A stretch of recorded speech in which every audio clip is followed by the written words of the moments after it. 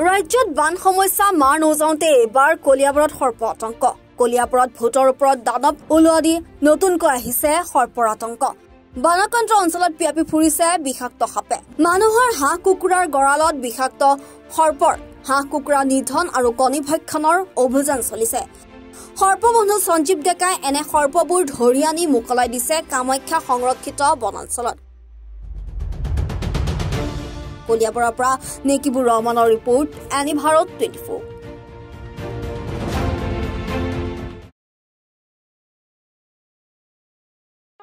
ৰব, আপুনি যে এটা অপৰাধ কৰিবলৈ গৈ আছে, আপুনি জানেনে? এই নাবালিকা গৰাকীক এতিয়াই বিয়াত বহুৱাটো যে এটা অপৰাধ, আপুনি জানেনে?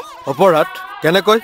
মোৰ ছোৱালী, মোৰ কথা। তুমি যিয়েই নোকোৱা ভূঞা, 18 বছৰৰ তলৰ যিকোনো কন্যা সন্তানৰ বিয়া দিলেই আইনগতভাৱে এক দণ্ডনীয় অপৰাধ। বিয়া দিয়াজন যিমান দায়ী, বিয়া পতাজনো সমানে দায়ী।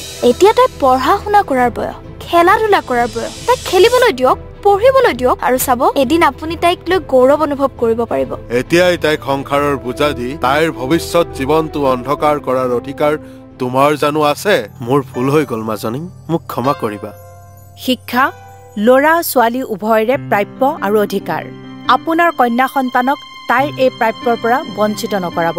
বাল্য বিবাহ ভাৰতীয় আইনৰ দ্বাৰা বিহিত এক দণ্ডনীয় অপৰাধ। এনে অপৰাধ কৰি আপোনাৰ কন্যা সন্তানৰ ভৱিষ্যত অন্ধকাৰৰ মাজলৈ ঠেলি নিদিব।